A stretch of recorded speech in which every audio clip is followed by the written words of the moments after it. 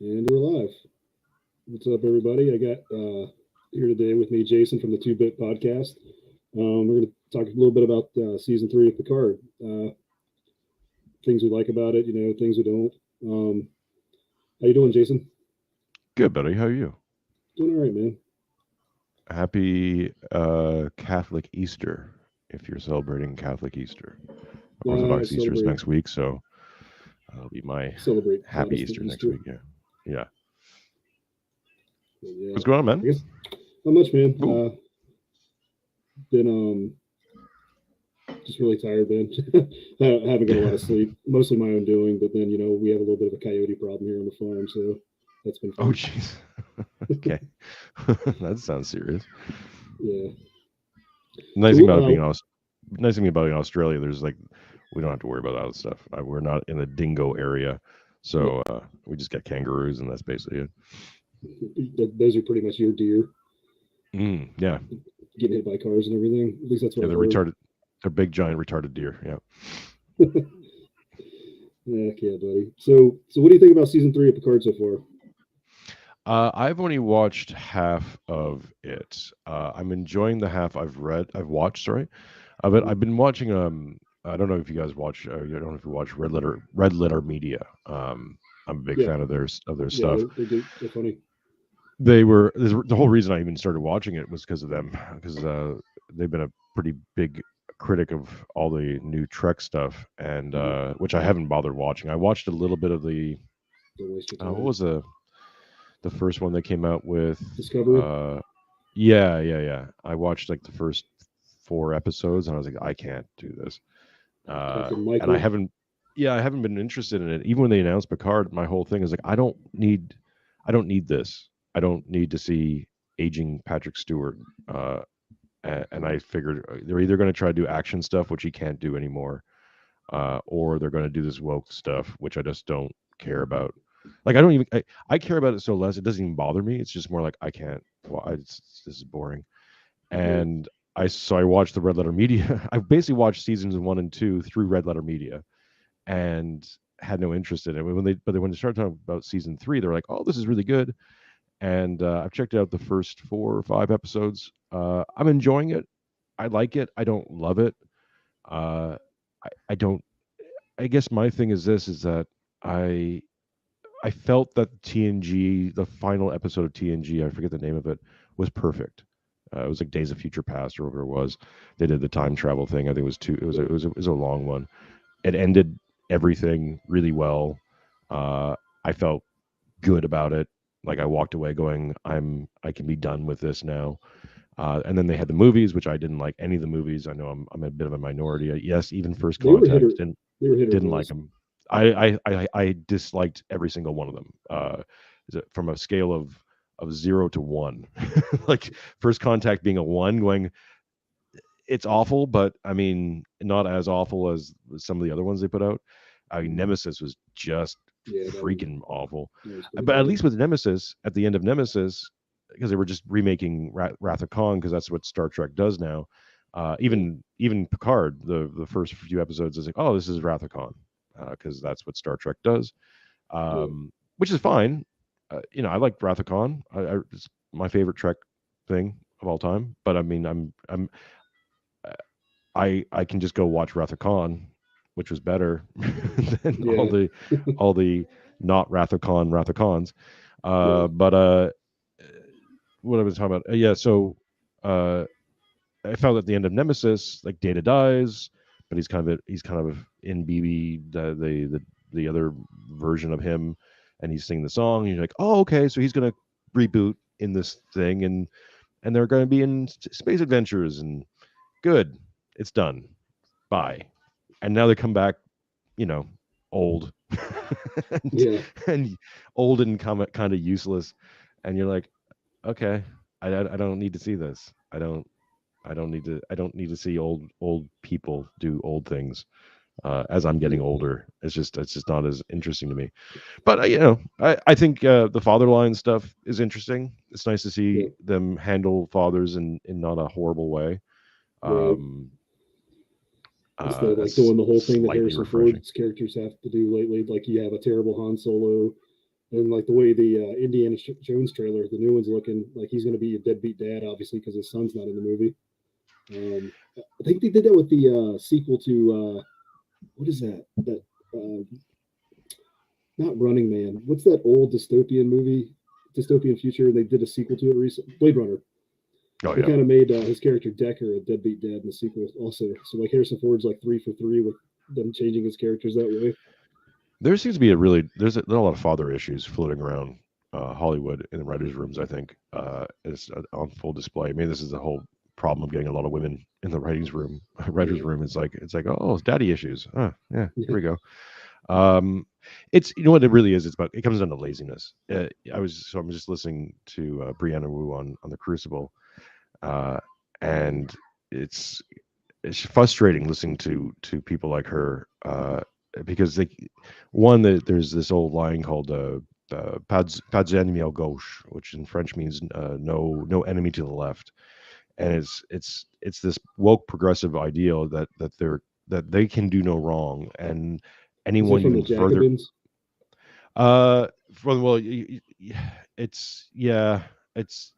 It was from the French Revolution. You hear it in other poli sci. I'm not exactly sure who first popularized the phrase, but James Burnham has brought it up, in more of a modern sense, and it rings true in terms of they don't see they can't see anything that they're doing as possibly wrong, even if they have slight criticism. It's more about slightly. It's never methodology. It's more like, well, okay, so and so went a little bit too far. Maybe they shouldn't have said that. Or I'm not personally a communist, but here's all the good things about communism. You're like, you can't answer a simple question. You can't do a simple presentation. Everything has got to get very complicated because they think complicated means clever, and it's not. It's like the best storylines are very simple storylines. If you look at the Iliad or the Odyssey, it's about a guy. The Odyssey is about a guy trying to get home. It's a hero's That's journey. it. Yeah, but he's just trying to get home, and shit happens on the way back, which is something we can all identify with. It's it's the story's thousands of years old. It still connects with people today. I don't know how much, but I don't know where people are being taught these things. But there you go, right? That was Voyager essentially. The whole premise of Voyager was the Odyssey. Whether or not you enjoy, I was never a big Voyager fan, but I didn't mind it. You don't have to overcomplicate these things. You can just tell a simple story, and it can resonate with people. Where I think you get this new sort of J.J. Abrams, what's his nuts name, to like Knives Out and the last one, Ryan. Yeah, Ryan Johnson. Ryan Johnson. He does a lot of those things where it's a clever little boy syndrome, where everything's overly complicated. It must support your expectations. Yeah, everyone's motivations. It's like, oh, motivations. We don't need motivations. The motivations aren't the. It's like all this postmodernist silliness, and you're like, okay, but what's the story? Like, why do I care? Why do I care about these people at all? What's my thing? This is my problem with Picard is that, I was a big Next Generation fan, the TV series. So to see these guys come back. Yeah, there's a little bit of member berries.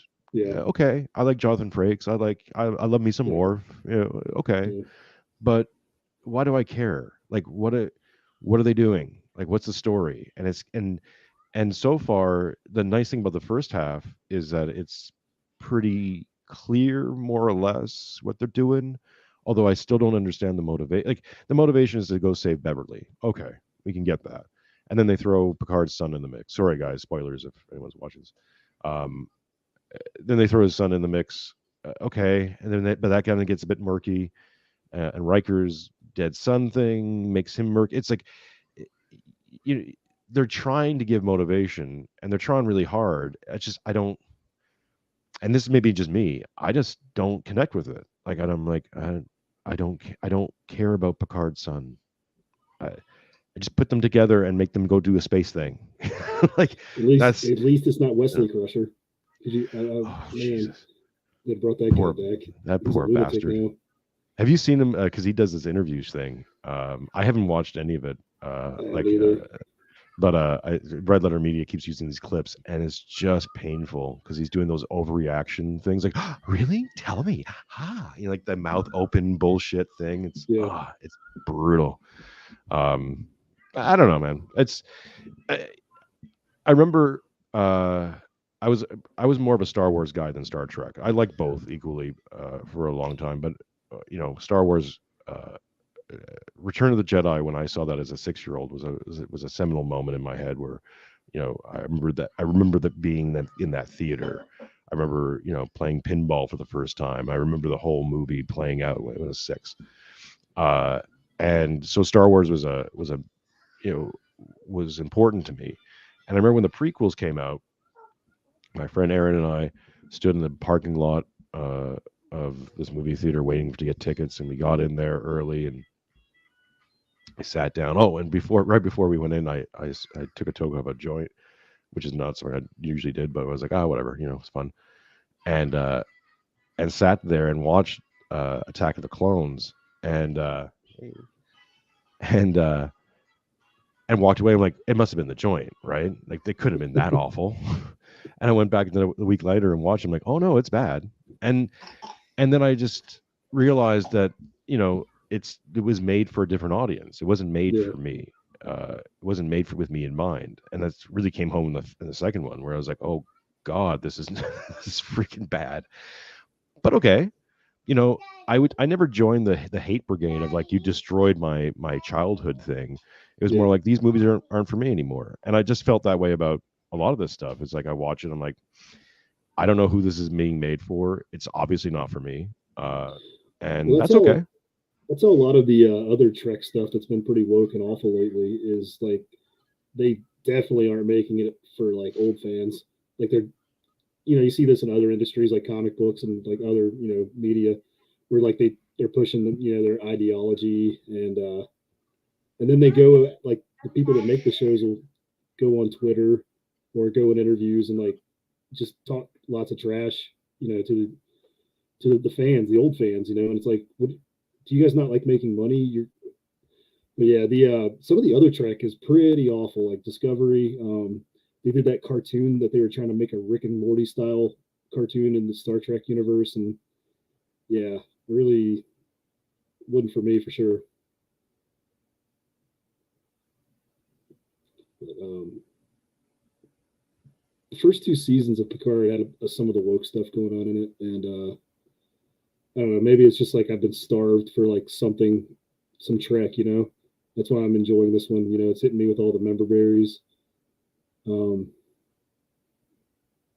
I wouldn't pull up images from the cartoon if your kid's there, because it's pretty racy. I think you're muted.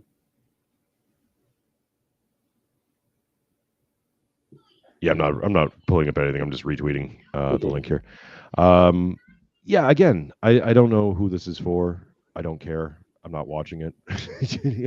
It was like, for me, it's always one of the reasons I don't like TV series, especially really long ones. I really like narrative storytelling where there's a beginning, middle, and end. And there's something about me that I don't mind going complex. I can go watch Das Boot or some art film and be entertained that way. But when it comes down to a lot of these other stuff, it's like I just want a very simple, easy to understand storyline that satisfies my escapism urge, and that's it. I don't need a whole bunch of anything else. Yeah. And so, where am I going with this? I think what I find with a lot of these shows is, one of the complaints from the right or whatever is that they're using these platforms, or these, they're using Star Trek to push these narratives. I'm like, yeah, of course they are. Like, why wouldn't you? If you own this property that everyone's going to go watch, of course you're going to use it. I don't even hold it against them. It's just that I find when they come to these endings, like it was like the Avengers. That's where I was going to go with this. When I watched Endgame, I remember just being done. Like I watched it, and I was like, okay, I don't need to watch any more Marvel stuff. If they come out with a really cool X-Men thing, I might check it out. Have you seen what they're planning to do with X-Men? I don't. You know what? I don't care. Yeah. Well, it's a gendered name, so they can't call them that. They're thinking about just calling them the mutants. Oh, sure. Yeah. Here's the thing. I think wokeism to a certain degree is starting to jump the shark. Uh, Mm, we're starting to see a bit of a giant walk back. The Picard season 3 is definitely one of those things where it still has, I think, elements of all this stuff in there, but they've kind of put it in the background, where it really belongs.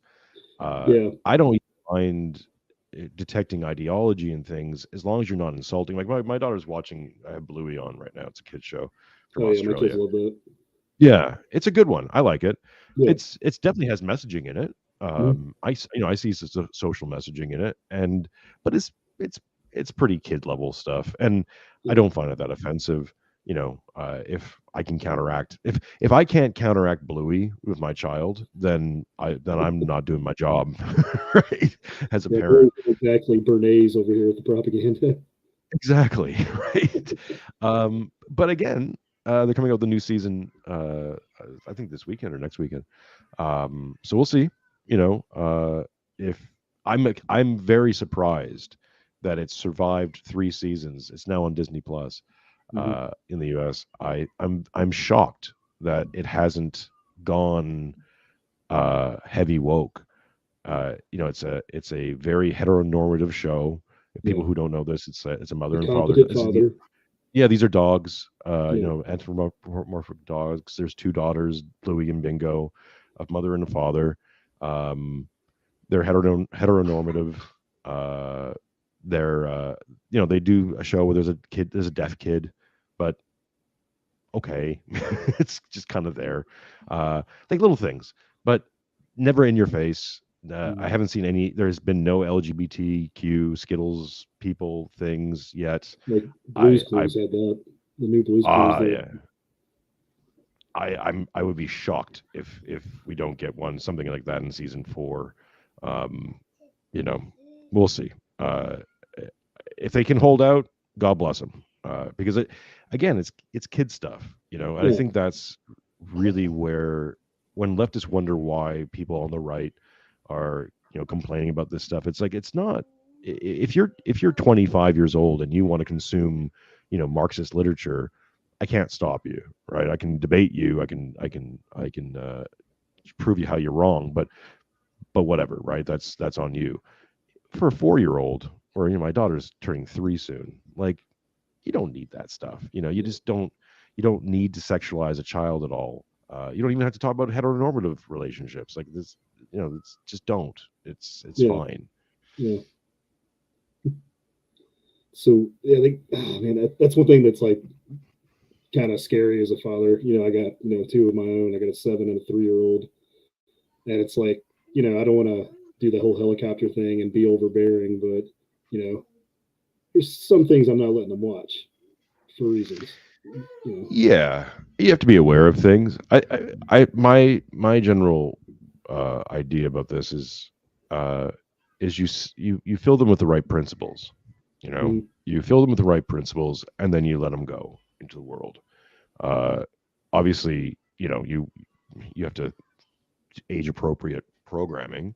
right. Uh, there's always that, and unfortunately, a lot of this messaging is creeping into into shows that normally you would think is age appropriate, and so you gotta Mm, freaking Sesame Street, right? Like you gotta yeah, like police Sesame Street now, which is not something you thought you're gonna have to do.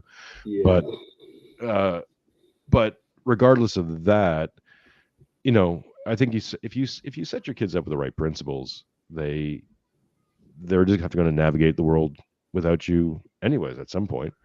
true. Um, so it's not about helicoptering, policing everything they see and watch and think or get exposed to. It's when they bring things up, ask the questions like, okay, why do you think that? Who told you that? Where's that coming from? Have you thought about this?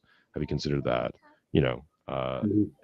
someone once said, maybe it was Peterson, I'm not sure, but children reflect. This is certainly a Girardian idea. Children model, human beings model each other, right? They model Yeah, anyone who's in authority. Usually, it's where all our desires come from, as they're all external. So, children are highly mimetic. They'll just copy you because they don't know oh yeah, anything different. So the challenge, I guess, is always to live your life or to be a good model and that's not just, you can't just present to them, like they can't be fake. It has to be you. They got to So if see you you, doing it unusual. right, if you try to be as good of a human being as possible, as good as a man as possible, as principled as possible, and not in reaction to things, just in your everyday life, without any other external stimulus, they'll just model that, and it'll ingrain it on themselves on such a substrata that no other conditioning is really going to take hold, Yeah. And we don't know how this thing's going to shake out, right? I have no idea what life's going to be in 20 years. Like, maybe being a little bit of a communist will be a good idea, because it might save you from going, being tortured to death in a gulag. Who knows, right? Being put on the wall. Yeah. Right. But Yeah. to get back to Star Trek. Yeah. So anyway, so the showrunner of season 3, so like the one guy that, like, a lot of the new garbage and a lot of the new Star Trek, I can't remember his name. He just kind of like bounced off and left the show to a different guy to do season 3. And like, this guy actually is a huge Trekkie fan, and that's why I think that there's such a difference in quality and improvement between the first 2 seasons and this one. What's his name? Mateus. Well, Kurtzman was a guy who's was a guy who's forever, who's a showrunner for forever. He did all the movies and stuff like that. J.J. Abrams' disciple. That guy. Well, he predates J.J. Abrams. Does he? Oh yeah. He was Kurtzman. I might be getting this wrong, but I think he was linked to the TNG show. But he definitely was on all the movies. He was a creative head or producer or whatever on all the movies. Okay. So there's that.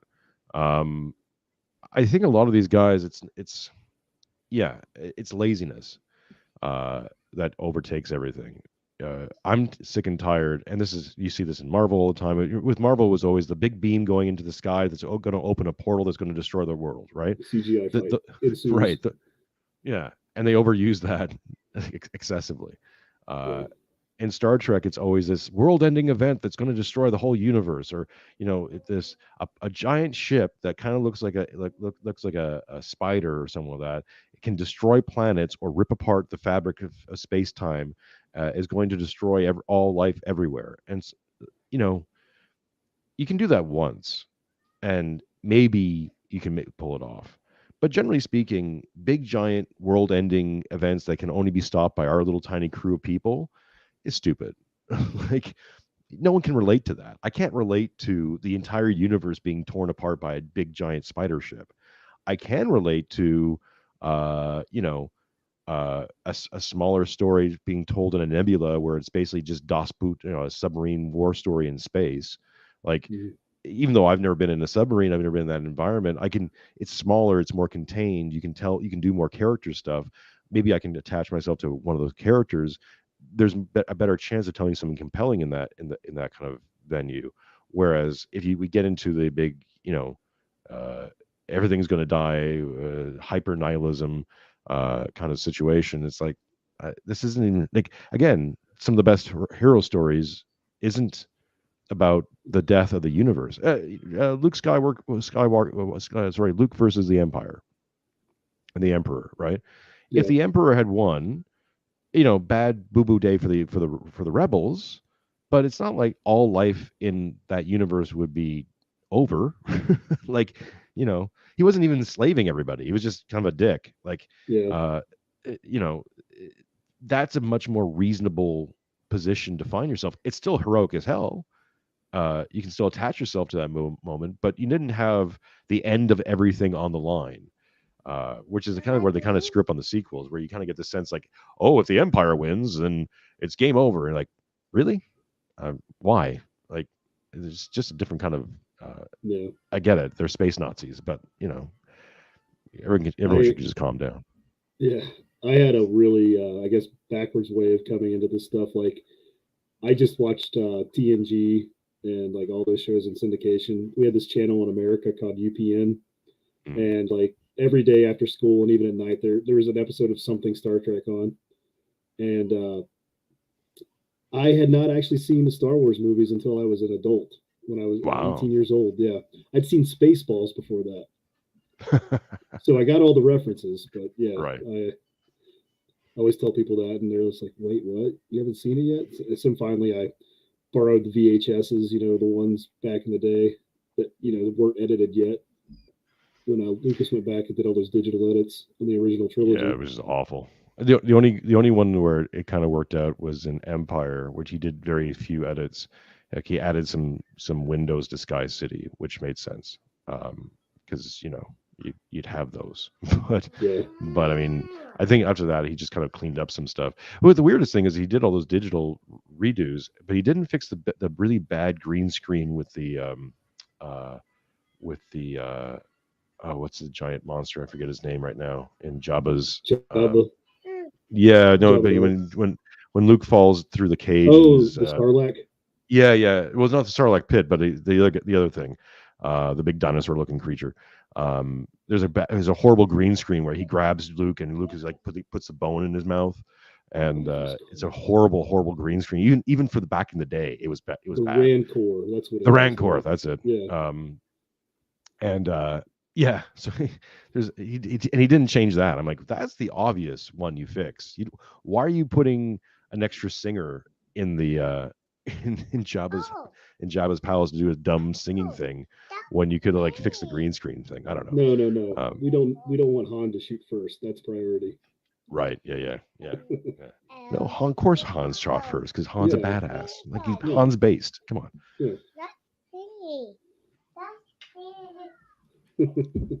Yeah, I know. I got a monkey on me now. Oh man, She's dying for pancakes. I told her she gets pancakes after this talk, so nice. she's chomping at the bit. Star Trek. The one thing that I find, so I've watched more Red Letter Media ahead of what I've watched, so I need know to where catch they're up on going with those. things. I kept up watching those for like the first 2 seasons, and then I just haven't watched any of their episodes this time around. Yeah, well, what I'm not looking forward to, and why I might just stop watching when I get past the space baby thing, is they're doing the Evil Federation thing again, and I'm just so tired of Evil Federation. Yeah, it gets old. It's like, yeah, we know. It Know doesn't they're even make bad. sense. It doesn't even make sense why you have to do Evil Federation. Like you can, TNG sometimes had conflicted or not so good guy admirals. Like that was Yeah. their go-to trope. You get these runaway admirals who's gone crazy and wants to kill all the Klingons, right? And like, okay, fair enough, whatever, right? You can accept that the Federation's a massive organization. You might have some bad apples or some people who've gone off the reservation, fine, but the whole system, it's a fantasy government, we don't need to know a lot of interest. It doesn't have to map to the real world. Obviously, it just has to be kind of there, and we have to understand it's functional. But What? if What's it's the a bad problem? guy, organization, then how are our heroes? Yeah, Because they work for that company, don't they? Like, yeah. That's a problem with like a lot of just a lot of newer stuff. Like everyone's got to try to relate. They got to relate the real world into it. It's like no, you could just tell a story in at like a period piece or something. It's like no, we don't have to have an analogy for what's going on today. With the government or anything like that. Um, if you're not a big fan of the Federation bad, you're going to enjoy the next 2 episodes. oh, really? Yeah. Yeah. I mean, it's just nihilism, and it's a nihilism of our time. Father Seraphim Rose wrote this wonderful book called Nihilism. I'm going to be covering on our channel at some point. I meant to order that. I got It's recommended that good. like a while ago, and I just never like before I even like knew about you guys and like in Buck, Orthodox stuff. Like I had heard about that book, and I've had it on my Amazon list for a while. It's a good book because it's more philosophical than it is religious. It's a little Right. less has less theology, more philosophy. So for Mhm. people who are interested maybe in both but haven't really dived into either orthodoxy or theology in general, and again, you don't have to be an orthodox, you don't have to be interested in orthodoxy to enjoy that book, I don't think. Yeah. The audible version is quite good as well.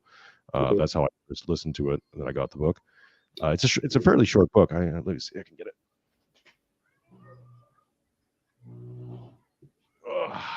Jeez, that's it. It is. Almost like an essay, kind of. Yeah, it's 121 pages. I think that's with a forward and an appendix. So it's actually a pretty easy read. What he says in the book, essentially, and this he's writing this. I think this was published originally in 1970s. So what he was foreseeing was he called this the coming age, the age of anarchy, where essentially nihilism will. When we think of nihilism, we always think of the negative, right? Like nothing, there is no meaning to anything, and life is meaningless, and it doesn't matter what you do, and that kind of thing. There's a positive inversion of this, where this is where you usually see these ideologies kind of become popularized because they hold this ideal, this utopia, as the inverse. Like nothing means nothing. There is no greater meaning. Everything's a social construct. Stop me if you've heard this before. There's nothing binding together. There is no God. There is no ultimate meaning or being in the universe. But humans can build this thing which will give us meaning. Yeah. And it's interesting to see. And Star Trek certainly was always that ideal version of the future, where there is no money, there is no disease, there is no war within the Federation. There was problems with other alien races, but we're trying to work out our differences and that kind of thing. No more racism, sexism, et cetera, et cetera. And they've now, I think, internalized that nihilism and that resentment of humanity to such a core where nothing good can be good. Yeah. Which is, again, we can say that this new showrunner is better than the old one. I'm like, true, but they're still baked in this stuff. Yeah, they're still. Yeah. Yeah, sorry. Go ahead. If you let me talk, man, I will talk nonstop. So you gotta. This is why I have my co-host Mark. He jumps in and redirects because I will just blab for 5 hours, man. You gotta just jump in and tell me to shut up. No, so yeah, I mean, there's still like a lot of the elements there. None of these shows have, like, I don't know. There's a certain feeling to a Trek show, like just. It's like little things, like I'm not that I'm against like swearing or anything, but like all the cussing and swearing, that's odd for me in Star Trek. Oh yeah.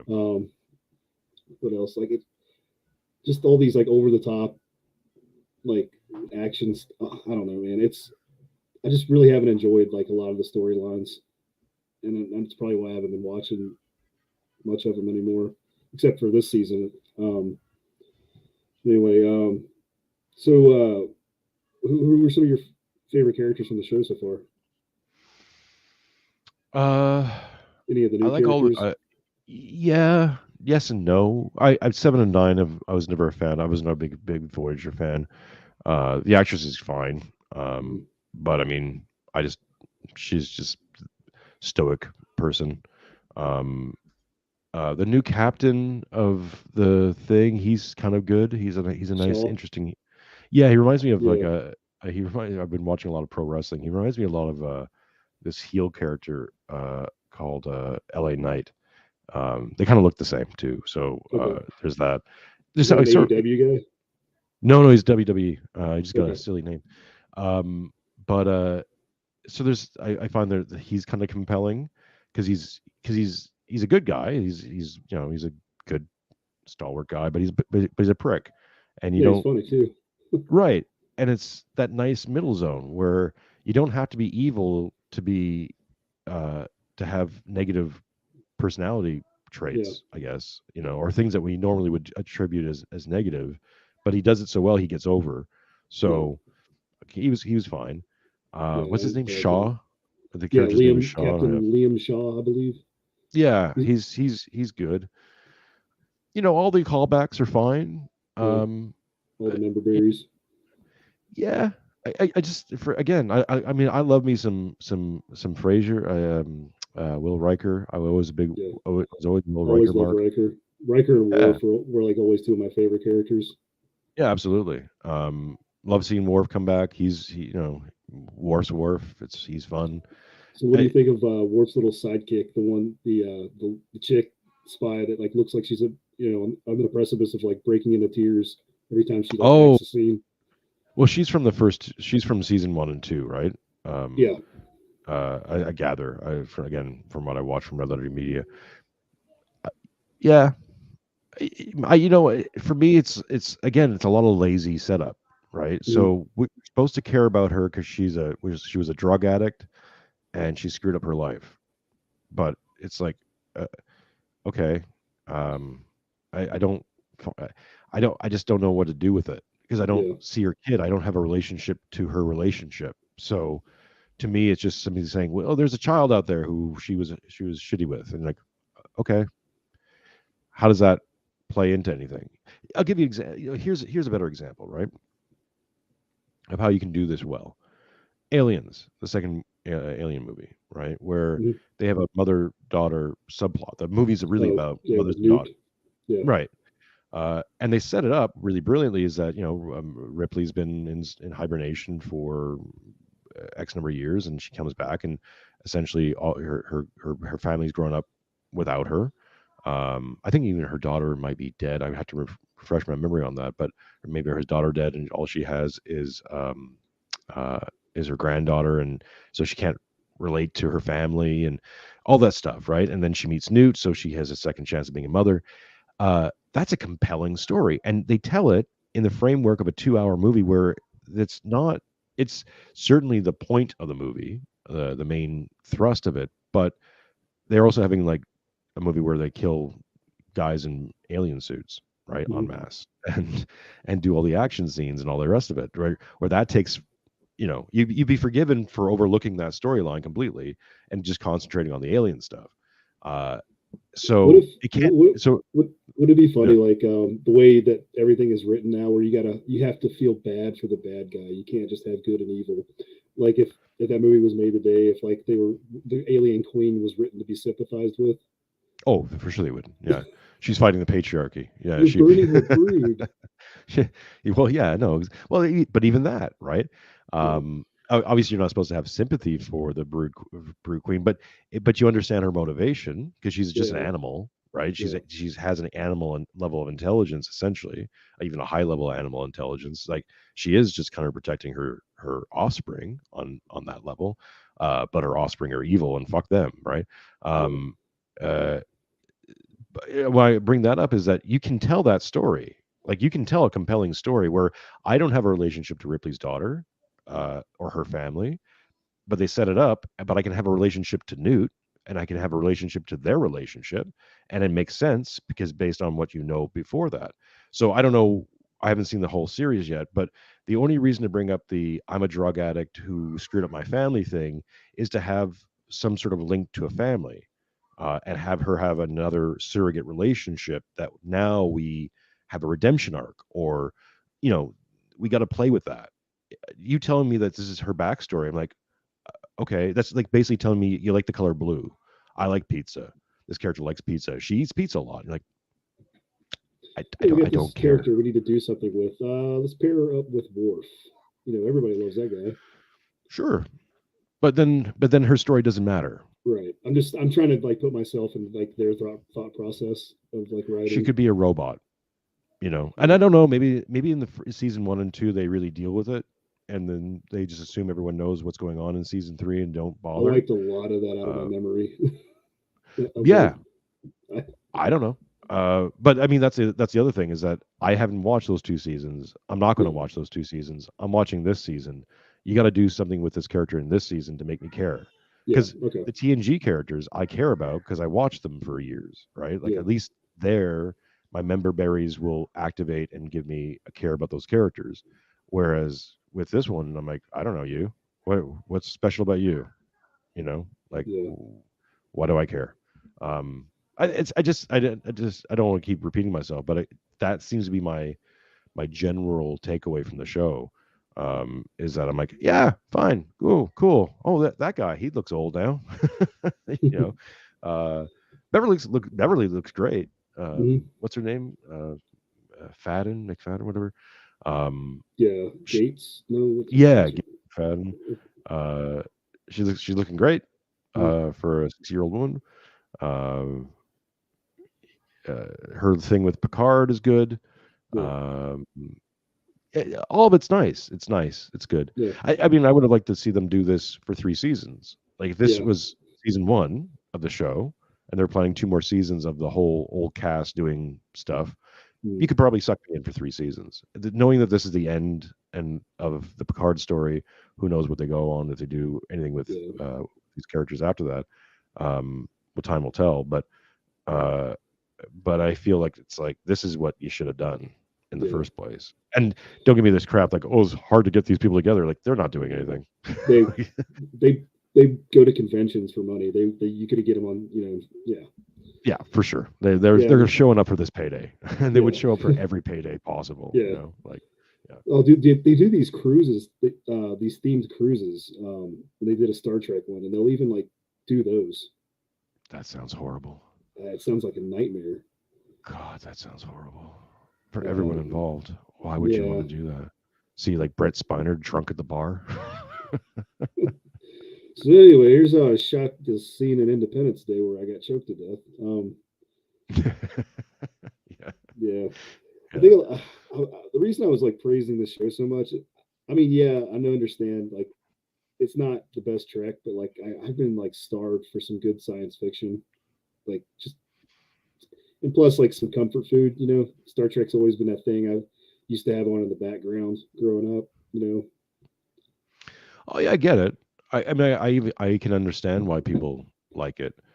Member berries can be a good thing sometimes. I remember watching Rogue One in the theater, or even the first, was it The Force Awakens, and really enjoying it.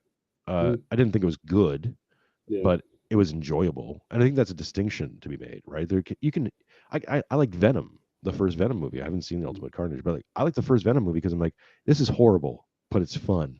mm, Like I'm shutting down all critical faculty in this brain and just yeah, watching this dumb fun.